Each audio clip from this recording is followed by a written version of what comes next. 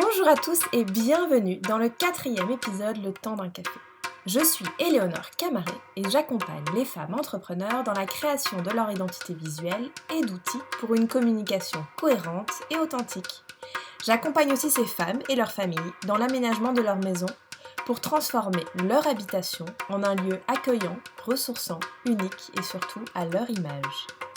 Aujourd'hui, j'ai la joie d'être accueillie par Anaïs chez Cocoa Lab dans son nouvel atelier de cuisine et de formation. Dans cet épisode, nous allons découvrir l'incroyable parcours d'Anaïs, sa passion pour la pâtisserie, mais aussi pour la nature et les voyages. Le jour où elle a décidé de se lancer, avec 9 mois d'expérience, jusqu'à son succès maintenant et l'ouverture de Cocoa Lab. Nous parlerons donc pâtisserie, entrepreneuriat et déco, évidemment. En effet, Anaïs nous partagera les difficultés qu'elle a dû surmonter pour aménager Cocoa Lab, mais aussi comment elle a réussi à faire de ce lieu un atelier de cuisine accueillant, chaleureux, convivial où l'on se sent comme à la maison. Bref, je ne vous en dis pas plus sur ce beau projet et vous laisse découvrir le parcours d'Anaïs. Alors, installez-vous confortablement, laissez place à la déco et bonne découverte. Bonjour Anaïs, merci de nous recevoir dans le nouveau Cocoa Lab. Ouais. On va découvrir un peu ton univers, ton parcours et puis on va aussi un peu parler de déco. Ce que je te propose, c'est qu'on va commencer par des petites questions rapides. Tu réponds un peu sans trop réfléchir et puis après on va rentrer dans le vif du sujet. Okay. C'est parti. Alors, thé ou café? Thé. Sucré ou salé? Salé. Spontané ou réfléchi? On va dire spontané plutôt. À l'instinct ou à la planification? On est obligé d'être les deux en entrepreneur, donc les deux là. Côté déco, peinture ou papier peint? Papier peint maintenant. Objet de seconde main ou objet neuf? Pâtisserie, objet neuf. C'est clair. Do it yourself ou achat en magasin? Si j'avais plus de temps, ce serait do it yourself, mais là du coup, achat en magasin. Bâtiment neuf ou ancien? Bâtiment ancien. Et déco moderne ou ancienne? Je dirais plutôt déco du monde, tu vois, plutôt exotique, tout ça. Tu fais voyager? Ouais, fais voyager. Alors, est-ce que tu peux te présenter brièvement? Oui, ça je peux faire. Je m'appelle Anaïs, comme tu l'as dit. Donc j'ai 33 ans, j'ai lancé Cocoa, j'avais 27 ans. Je suis une ancienne architecte paysagiste qui s'est reconvertie à la pâtisserie, qui est une passion depuis toute petite, depuis que j'ai appris à faire des crêpes. Mon papa était chef de cuisine et ma maman était un petit peu traiteur. Enfin, elle a été traiteur jusqu'à ce qu'elle nous ait en fait, tous les trois. Et voilà, et donc du coup aujourd'hui je vis de ma passion et c'est une super carrière, donc je suis très contente. Top. Justement, c'est quoi ton parcours? Donc mon parcours il est un peu, je dirais pas chaotique, mais un peu chamboulé.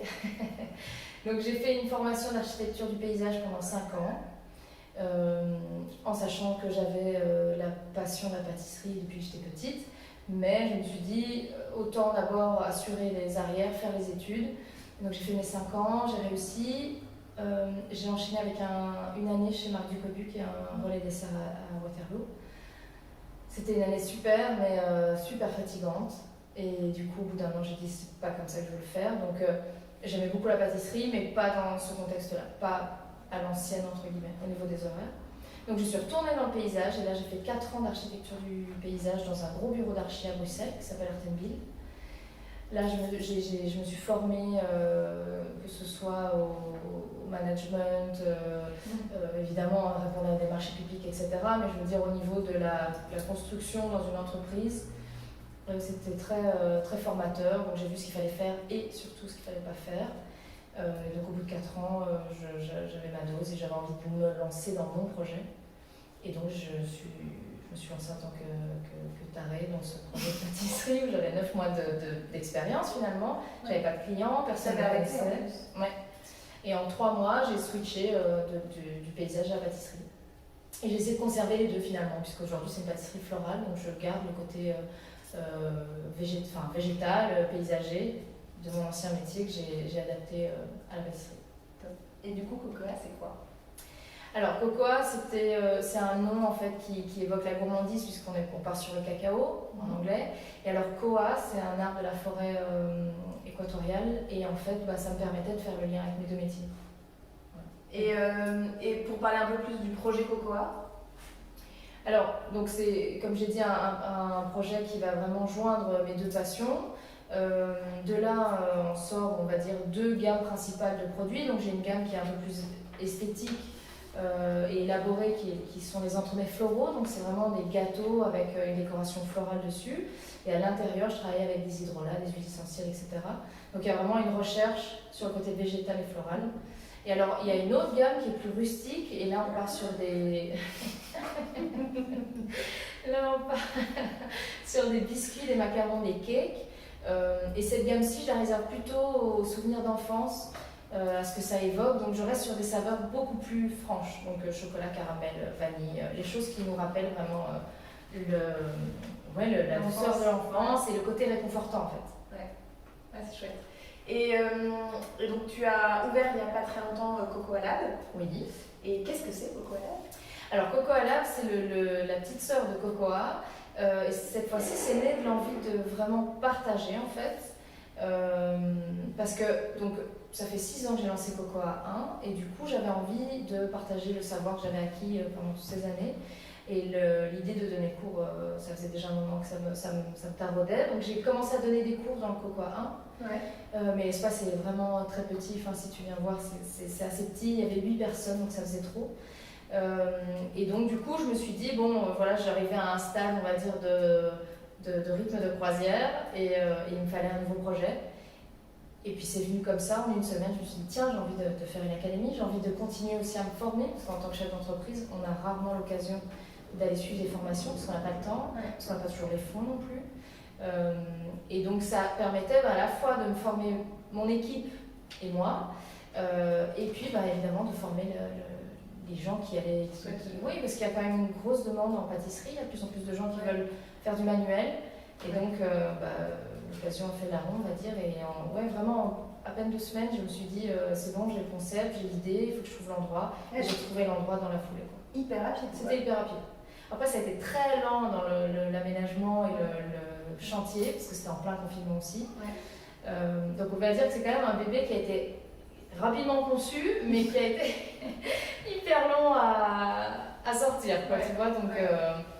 Donc voilà, et donc du coup, là j'ai ouvert, j'ai inauguré début juillet, et les premiers cours ont été donnés cette semaine. Top.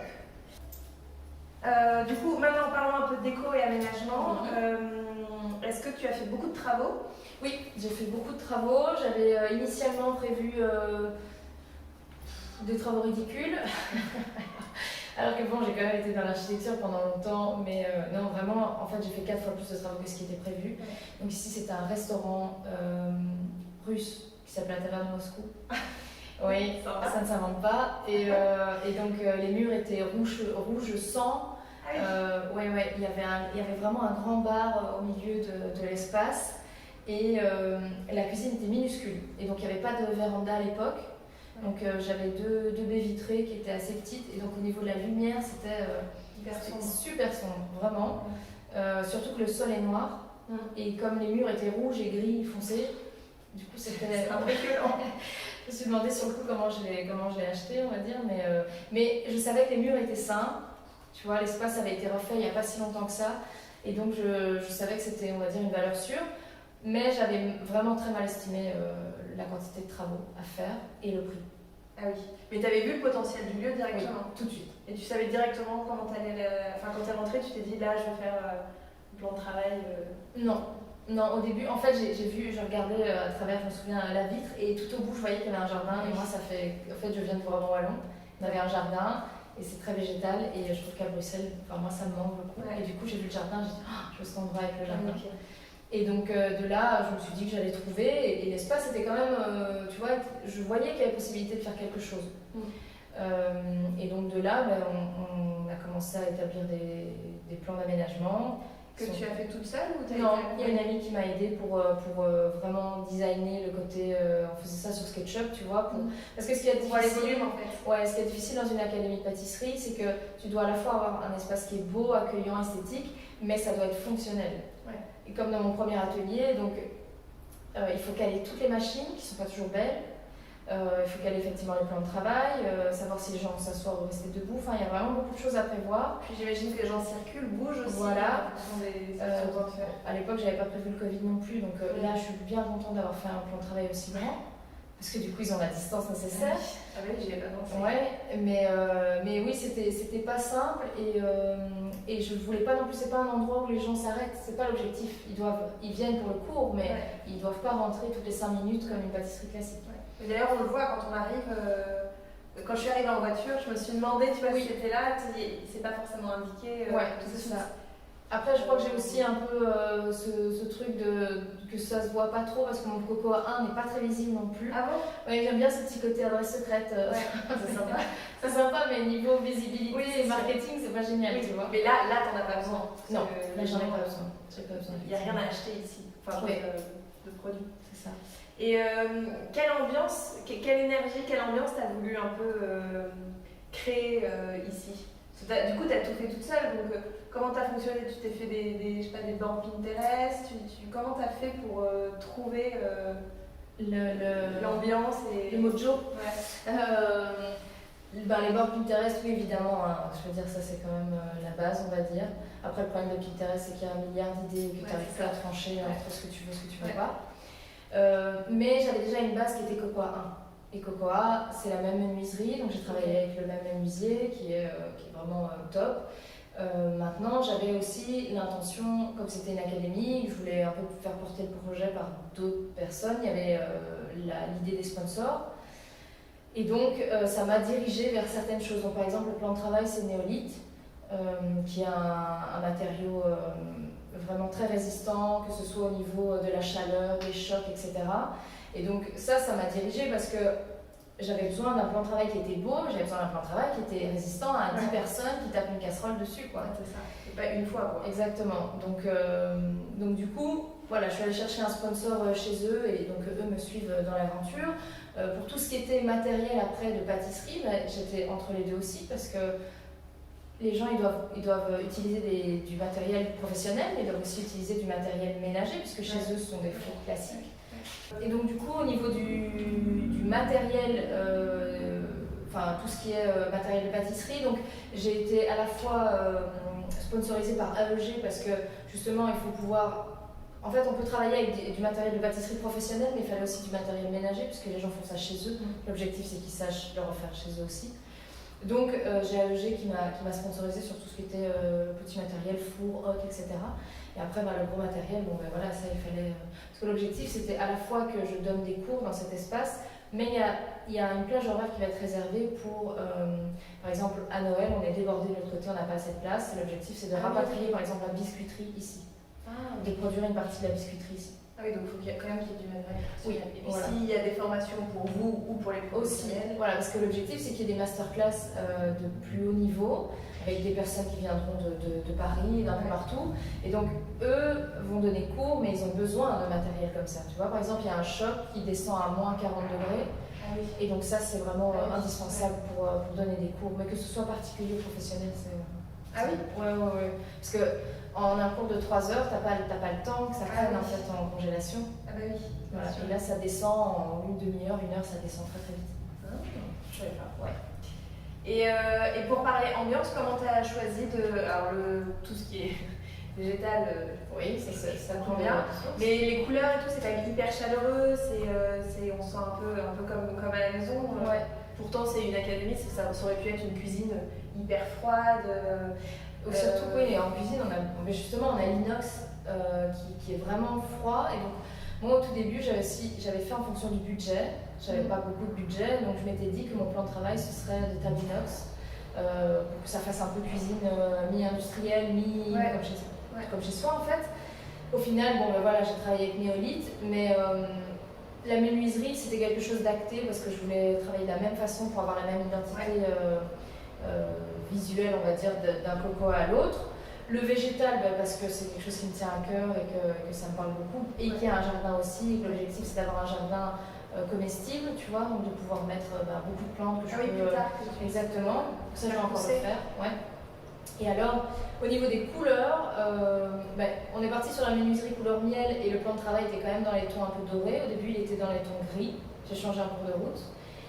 Et en fait, là, le mur qui est orange était à l'origine vert-bleu comme ça, vert canard.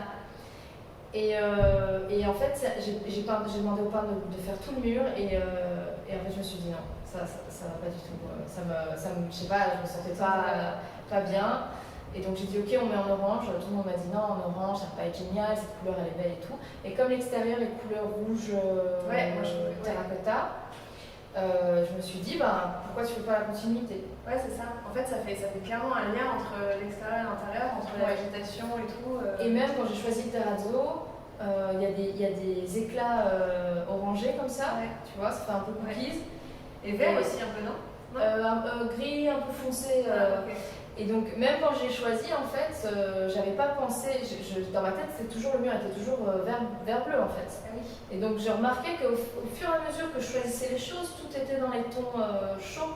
Ouais. Donc, je me suis dit, assume-le. Enfin, tu vois, les luminaires sont dorés, tout était chaud. C'est hyper féminin aussi. C'est plutôt féminin, je trouve. Oui, possiblement. Ça, c'est vrai que je ne me suis pas forcément posé la question, mais... Et est-ce que, parce que je me souviens quand on a discuté au téléphone, tu me disais que tu voulais recréer dans ton équipe ce que toi, tu n'avais pas vécu quand tu travaillais chez Ducolu ou ailleurs, où c'était quelque chose de très strict, enfin, de toute façon, la pâtisserie est stricte, mais tu as un peu recréé une famille, ton équipe, c'est un peu une famille, quoi. C'est sérieux, mais vous rigolez quand on te suit sur les réseaux, ça a l'air fun, quoi. C'était... Je trouve que le métier est difficile. Les heures qu'on fait sont longues et tu prends quand même sur ta vie privée, mine de rien. Ouais. Et là, moi, j'avais envie de justement avoir une vraie brigade comme en cuisine. Donc, tu travailles tous ensemble, tu te lèves quand tu arrives le matin, il est 3h du matin et que tu es un peu comme ça. Tu vois, nous, quand on se croise, on rigole parce qu'on se dit, t'as vu ta tête et on est tous au bout du scotch, mais on est ensemble. Ouais. Et du coup, ça soude l'équipe et ça fait que le travail est bien plus épanouissant que quand tes collègues sont pas tes meilleurs potes. Ouais. Mais du coup, on a l'impression qu'ici, ça fait un peu la grande cuisine familiale où il y aura des choses qui vont se passer, que ce soit pour Cocoa ou pour vous. Enfin, on a l'impression que l'univers, c'est quand même, on se sent bien, quoi. Mais j'avais envie de, justement, avec ce jardin, moi au tout début, je voyais égoïstement, entre guillemets, je voyais dans la véranda un petit coin avec une petite banquette, des coussins, tu vois, un plaid et prendre mon chocolat chaud, comme dans les films, ok, tu vois, et lire mon bouquin, mais être mi-jardin, mi-intérieur. Les autres cuisines, bien sûr.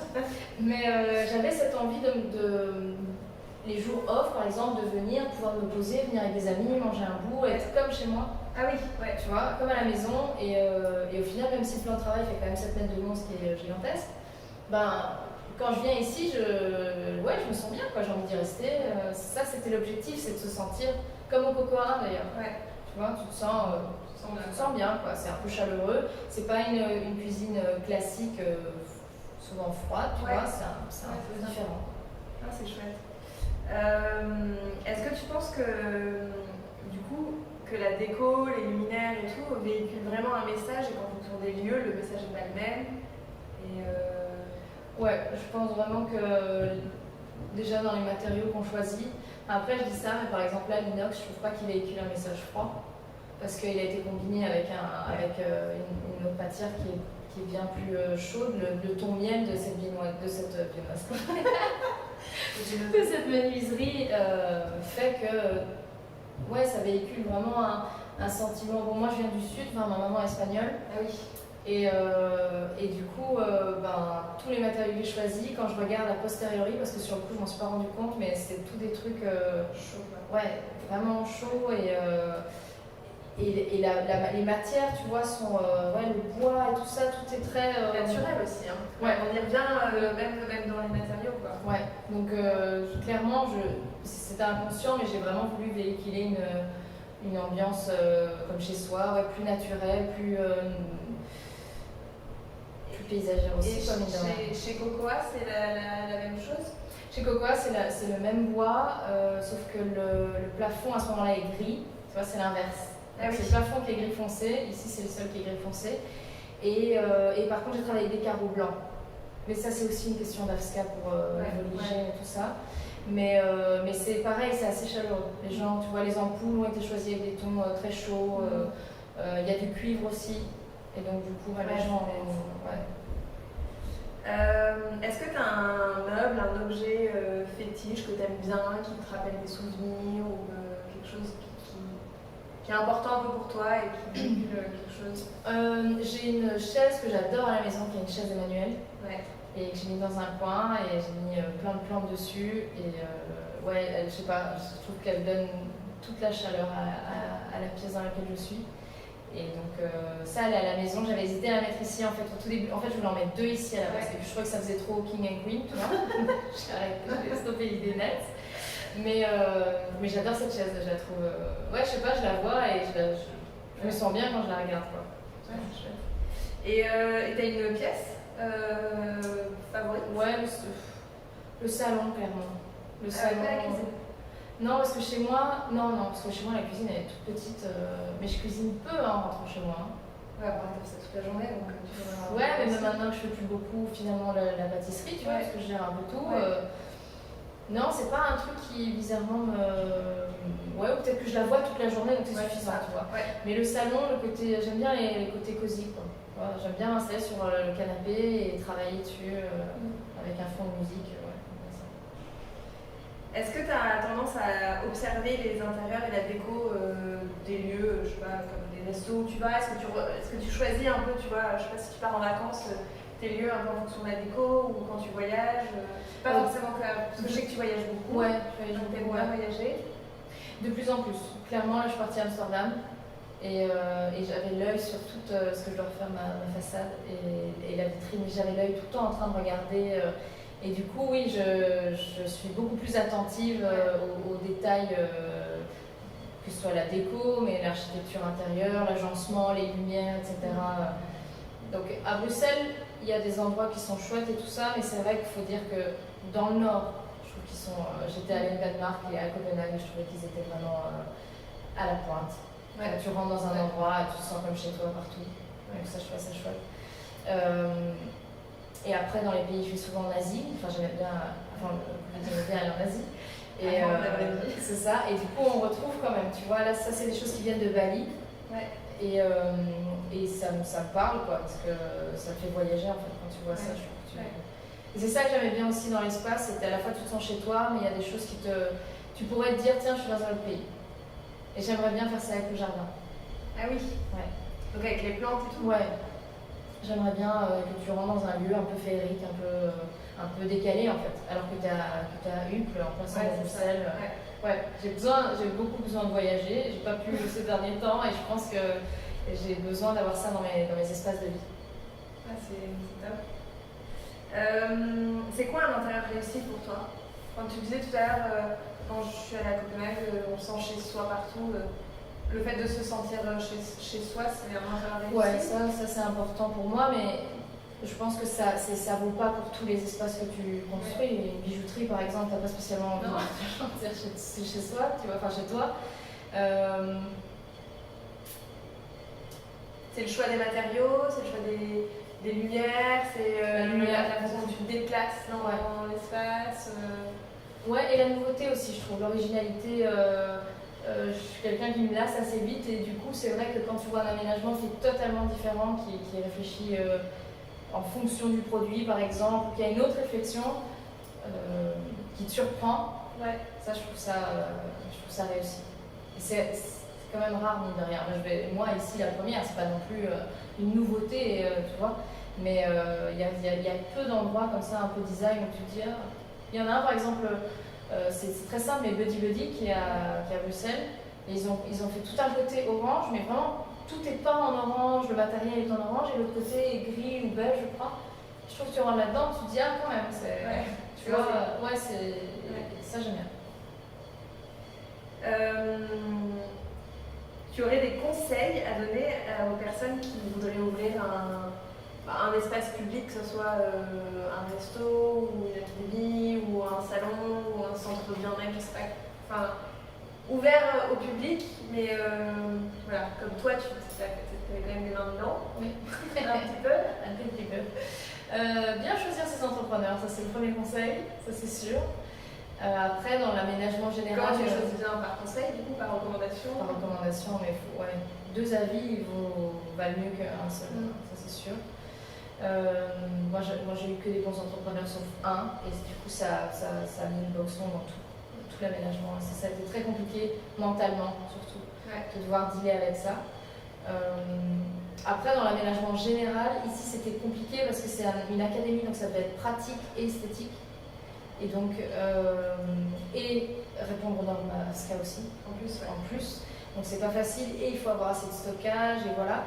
Donc moi, ce qui était très important, c'était la gestion de la lumière.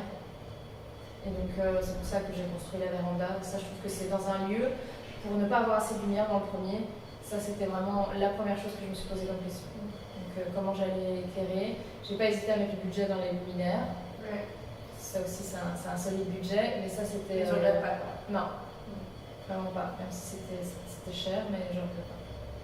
Et pour finir, où est-ce qu'on te retrouve? Instagram Instagram, ça c'est sûr. Si vous voulez suivre les frasques de Cocoa, c'est Instagram. Voilà. Sur By Cocoa et Cocoa Lab. Facebook un peu moins quand même. Et sinon, à l'atelier directement ou pour les cours. Et puis tu as une chaîne YouTube aussi, non?